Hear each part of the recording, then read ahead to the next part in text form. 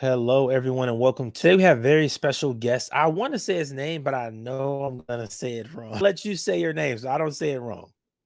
Yeah, it's Rishabh. Rishabh. See, I was gonna say Rashid. So Rishabh. Oh, I'm excited to talk to more startup. I'm excited to talk to people who are in the startup world. I just think that the business world is so interesting right now because of where the world is. And I think we've had the internet long enough to where it's making a more massive impact on our world and our society every day. So I love having conversations with people that have their own companies that are just figuring it out, man. So welcome to the show. Thank you. Yeah, I'm excited to be here. So let's start from where you are now. We can work backwards. What's the biggest thing you have going on right now? Like, what are you excited about?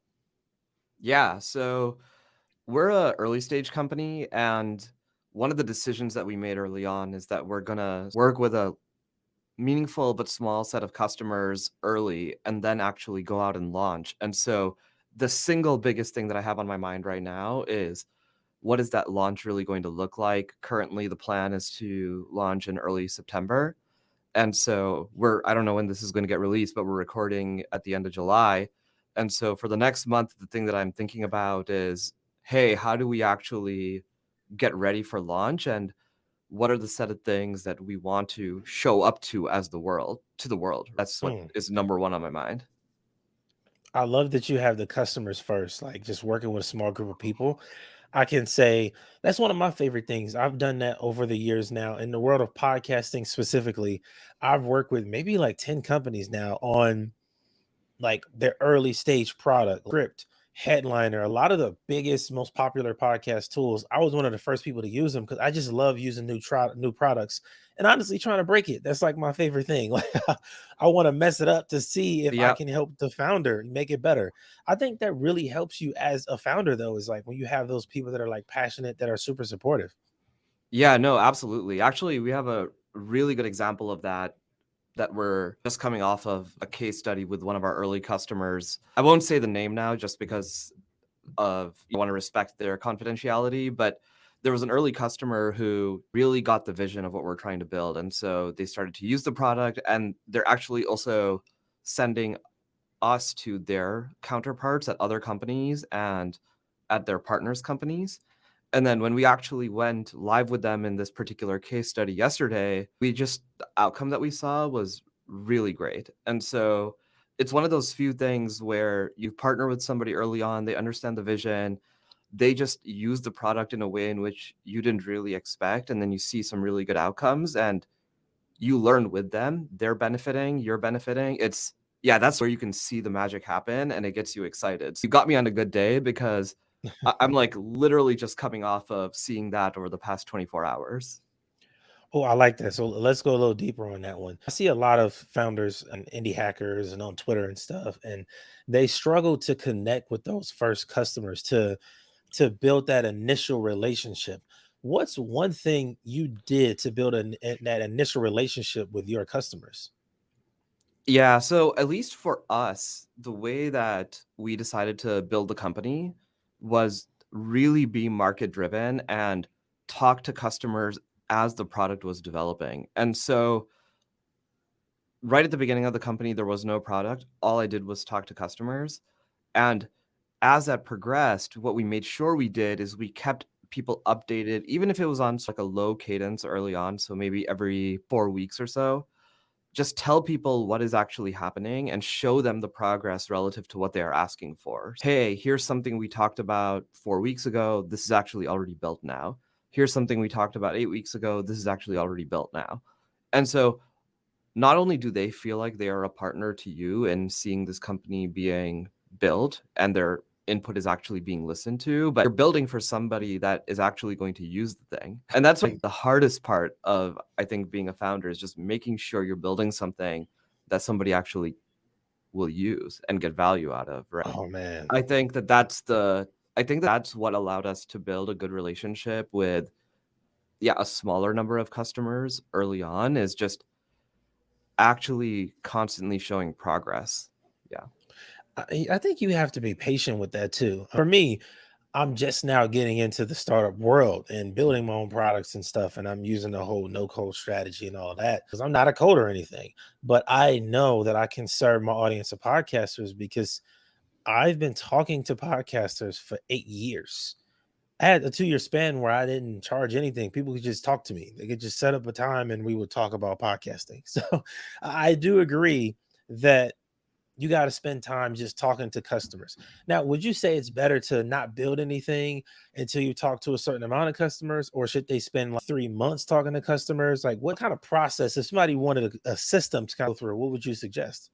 Yeah, no, that's a great question. So at least the system that I like to use is basically 3 phases of product. So the first one is what I call just problem discovery. So as you're talking to people, the only thing you do is you ask them to share what it is that they're currently working on, what are the biggest areas that they're thinking about, and just say, hey, I am planning on building a product in this space, but don't actually offer any shape of solution. So for us, for example, how Mm, that worked out was I would tell people, hey, we're planning on building something in the direct commerce space.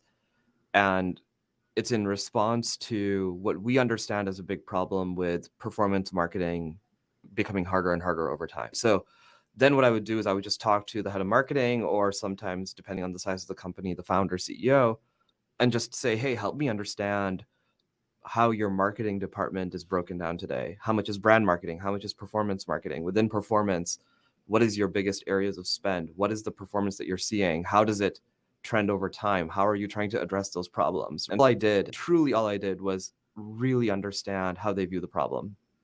And then wow. I would just say, hey, can we set up a follow-up call? We ran out of time. I'm really sorry. Here's a quick 2 sentence what I'm thinking of building. And then I would set up a follow-up where 3 weeks later, I would then talk about the shape of the product and then say, hey, remember 3 weeks ago you shared with me that this is the shape of the problem? I talked to 10 of your peers.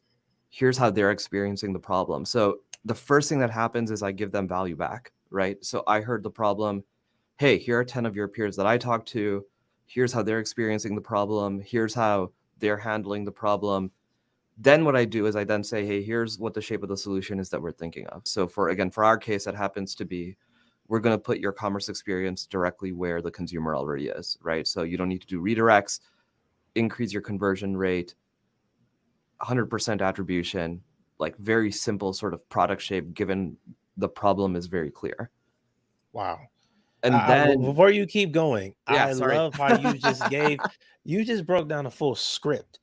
I don't know if you realize it, but you even gave out a script, not only a process, but a script on what you can say on these calls after you had these conversations, a follow up strategy, and how you can, if you wanted to pre sell the MVP, you can.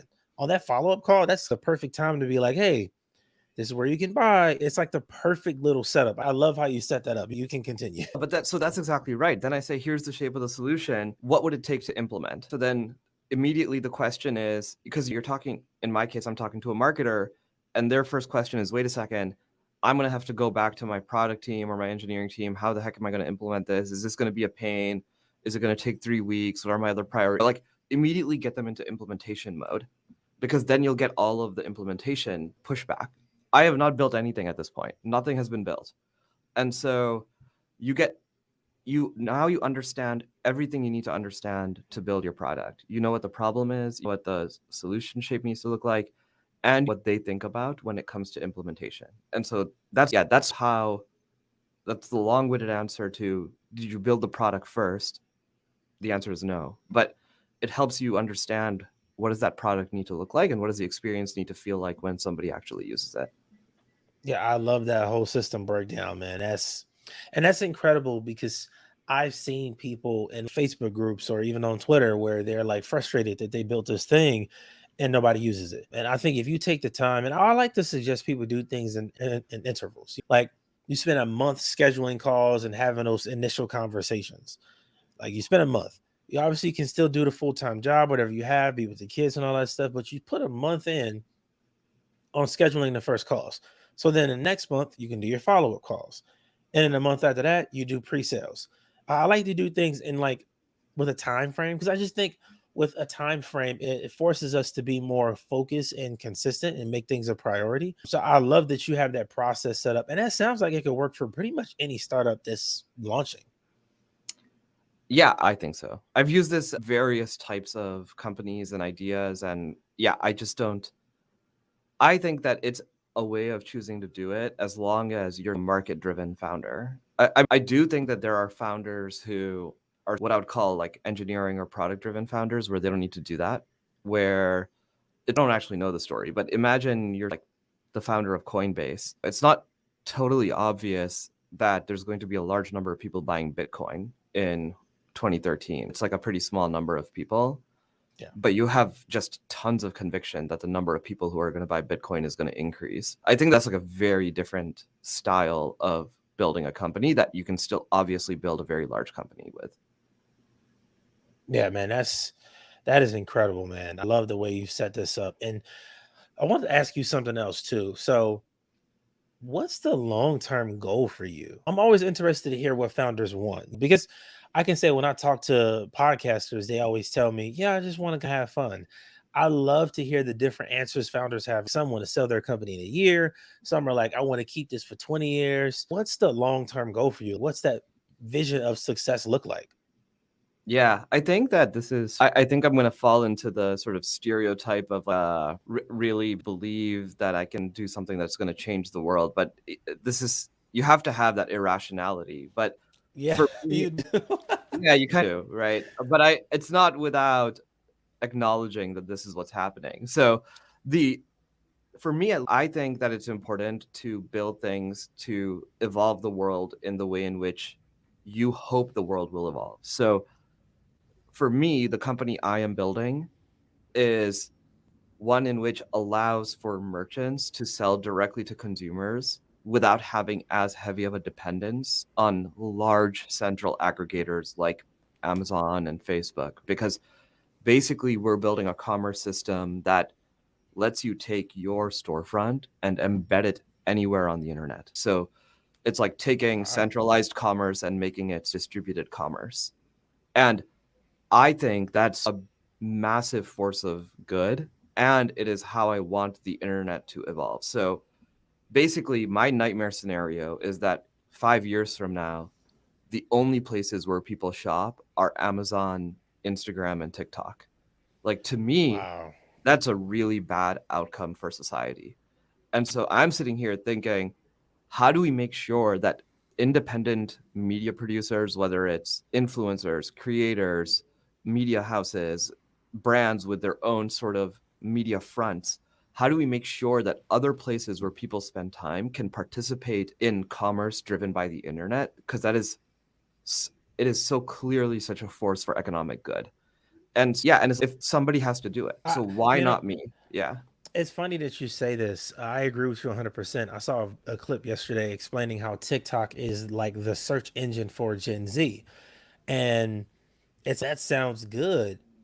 But when you think about it, when TikTok adds like the store feature, like you said, like Instagram did, then what does that do for every other small business out there? Like you're forced to be on TikTok and you're forced to run ads on TikTok now. Like you kind of get boxed in. I think that platforms like yours are really helpful because it can help people avoid that. Like I'm selling my book now, A Business of Podcasting, releasing on August 8th. And I thought like, man, I don't even want to put my book on Amazon. Like, why? Honestly, I have an audience. I have people I'm connected to already. If they want to buy it, they can just buy it from me. Why am I giving Amazon any of my money or any of my data? I'd rather get my customers' names and emails myself so I can continue to work with them and market to them if I want to. I own that. I just think we can get into a space that's really dangerous where four companies own all the data and all the information. And that's really dangerous, man. That's That is exactly correct. Yep, you're gonna fire me up. You're gonna fire. This is like what I go to sleep thinking about. It's what I wake up thinking about. But that's exactly right. If somebody does not create the system that allows independent merchants and independent media to own the consumer relationship, it is going to get aggregated. It's really that simple. Yeah. So I got some more questions on this. I want to go a little deeper on this one. So I want to give you some examples of some people, and I want you to explain to me how they could use your platform and benefit. Yeah, sure. So let's say it is for just easy, right? An author that has a library of books, they have 5 books that they have available. Could an author use your tool? If so, how would they use it to be successful and more successful than some fake? Most of the Amazon bestsellers are fake. Like, how could they use it to be better than Amazon bestsellers? Okay, so there's two ways that I would recommend for like the author type of situation. So one is that people go to this person anyway for content and media on average. So let's just say you're writing books about some sort of topic. Generally speaking, if it's especially if it's in the nonfiction category, then what on average happens is you have followings across a number of platforms. And so job one is pull people off of those platforms and own the relationship. So you would use our platform to basically embed a shopping experience within the content that you are putting on platforms. Let's just say it's on Instagram or anything, actually, like Twitter, whatever it may be. You embed a shopping experience such that, hey, do you want to learn more from this person? Buy the book about this topic, and then the person can just buy it right there. And then the transaction is owned by you as the author coming off of that experience, not by the platform because it's being powered by us. Okay, so I Another, want to ask you a question right there. So when you say embedded, so I post a video on Twitter and I reply to that video after it gets 5,000 views and I embed the product there. Am I selling with a link like they go to the website or can they just buy right there immediately, like in one click? so the way that it works is it pulls up the browser, but it directs them directly into a shopping experience that is continuous with the content. So it's basically like you click on the link, and then the very next thing that happens is it is the cart is filled and it is in context of the media that you were like as a consumer you were watching. So from a technical standpoint, it looks similar to going to the website, but from a consumer standpoint, it does not feel that way at all. It feels like you are buying within Twitter. Oh wow, that's incredible because I think it slows down it can when you have too many steps in a sales process, you lose prospects obviously. So if they have to go to the website and then add the product to the cart and then go to the sales page and then check out, they've now gone across like 5 or 6 pages. And truthfully, if I'm selling like an author, if I'm selling a $10 book, I want them to be able to buy like that because a $10 sale is like an instant decision. I want this, the cover looks good. I want help. I want answers on this question. I want to buy that. I love that. I love that. That's actually really simple. It could be really convenient for an author. I love it.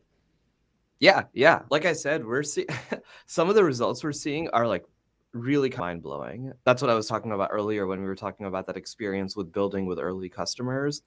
Even I'm surprised by some of the lift that we're seeing. Okay, so let me get some examples on that. You don't have to get anybody's name or product or anything, just in terms of some numbers. Yeah, What is that looking like? yeah. So one good example of sort of numbers that we are surprised by is the average cart fill rate when you go to a brand or any other website tends to be 4%, meaning 4% of visitors on your site, if they are coming from like an ad or whatever it may be, will actually start a cart fill. So Hmm. you actually create that intent to shop. When you use our product, over the last 3 weeks, we've seen a 17% cart fill rate. So this is like Wow. a 4x change, not like a 10% lift, right? I mean, just to be clear, in commerce, if you can get a 10% change, that's like really helpful. But because of how we've created the flow, we're seeing, yeah, some of the numbers we're seeing are just kind of, even to us, they are mind boggling. So, Wow, that's incredible. For the people listening, don't think that 17% means nothing when industry standard is 4. Let's compare that to the regular. Like 17 means it's 4 times better than the average app that people are using. All right, so I want to give you another example here. Let's go with another one. Let's say I'm an online coach and I have 5 courses. I want to be able to sell on autopilot whenever. I don't use Twitter. I hate Twitter, but I love YouTube. How could somebody that's a coach that uses YouTube consistently use your platform? yeah, yeah. So I think it's like very similar actually, as long as there's actually something that somebody buys versus sign up. So the way that I would do this is if somebody, the way you sell the course is like basically the person actually purchases the ability to attend that course, then what you would do is you would have your YouTube videos that usually are basically teaser videos. So you're Yeah. giving value to people for free.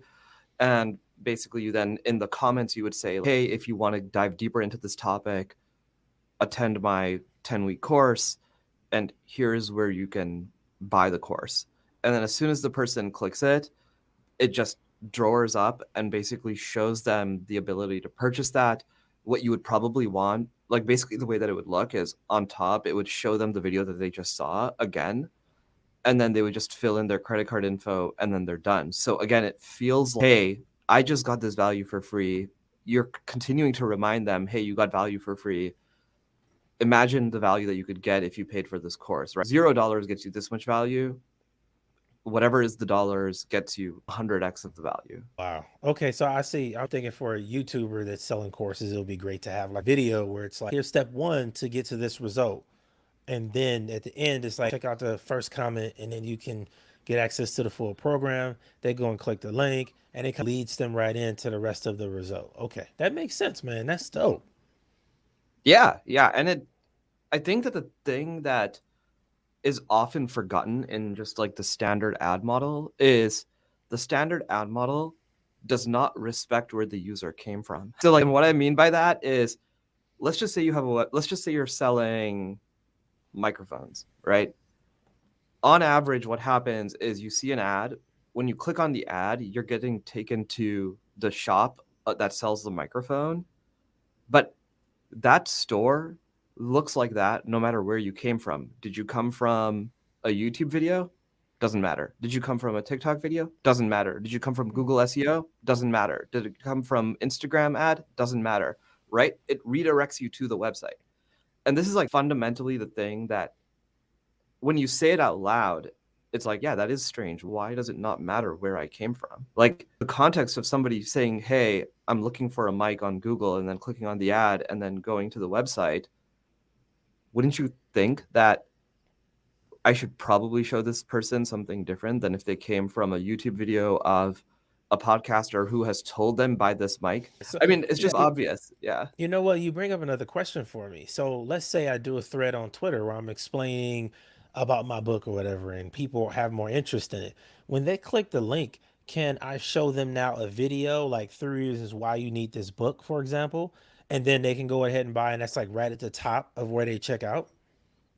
Yeah, that's the whole idea. The whole idea is Wow. that you can control the content experience of the checkout, and you allow the basically the merchant side and the content side to create a seamless experience from customer attention to transaction. So you essentially don't even need a sales page. You can just promote it wherever they go there and watch a 3 minute video to confirm and answer all their questions they have about the product. You have a quick FAQ even, and then they go and buy. That's incredible. That's going to save a lot of time, honestly. Yeah. Transactions that we power, you don't ever go to a sales page. It just feels like you're shopping with the content creator. And I think that's what the creator economy needs, because when I see all of these stores for like YouTubers or podcasters and stuff, I don't think that it needs to be that complicated. Because if you're listening to my podcast, you hear me mention my book, The Business of Podcasting, and you want to buy that book, like you can just go and buy it. Like you click the link, you want to go and buy. You don't want to go through a whole long funnel. I think that funnels are like a little worn out. In some contexts, they're still useful, but sometimes you don't need all of that. Some people just want to buy sometimes really fast. That's why Amazon wins with the one click. That's why it works. I think that funnels were made for like life before content. Yeah. So it's but nowadays people know what they want. You don't have to sit there and educate people because guess what? Most of the time people are coming from content. And so when you're coming from what was in that content? Probably something about why the thing that they are seeking to now buy is in. Here's like a great example, right? So let's just say I'm looking at somebody with my skin tone. So people who are listening to this, I'm like a darker colored person. And so if I'm looking at somebody with my skin tone and I'm like, man, that person looks good in that purple sweater, I want to buy that purple sweater. It's not the case that I want to go to that like apparel website and actually be shown everything as if I am a net new customer. I Yes. actually came from a very specific context, right? It's very simple. It's very simple. I am just trying to emulate the fact that this person looks good. Like this person who looks like me looks good in this sweater. I want to buy that sweater. And so you don't need to educate me in a funnel. I was already pre-educated. And in fact, I was educated in the way that I wanted to be educated. So yeah, Wow. so I think that we will quickly end up reframing how we think about these things. Yeah, man, I love the speed of it. I love what you're doing here, man. It's different. It's different. I do think it's valuable, and I do believe it can change the world. It can really impact people. Let the people know that are listening. I don't like to say where can they find you and all of that. Where can they support your product? Because I know that's what a lot of my listeners want to do. Yeah, the thing that we would love is if you're either a merchant of any kind or a content creator of any kind, find us at fermatcommerce.com and just either if you have any input or if you have ideas of, hey, here's how we think distributed commerce can help the ecosystem, just drop us a line anytime. Like we were talking about earlier in this episode, we are a market driven company. We listen to what people tell us in order to make sure we're building something that's valuable. And so that would be the most helpful thing. I love it. I love it, man. Man, thank you so much for being on the show. This was a really good conversation. I learned a lot. Shout out your Twitter so people can go and follow you there as well. Yeah, yeah. My Twitter is Rishabh M Jain. So that's RishabHMJain. And yeah, my Twitter is, I try to be funny, but I'm a dad, so I'm like not that funny. Yeah, when you become a dad, you instantly lose all the funny and cool you had. It's just, it's gone. It's gone. It's no more of that. Yeah. Awesome, man. Hey, it was great being on the show.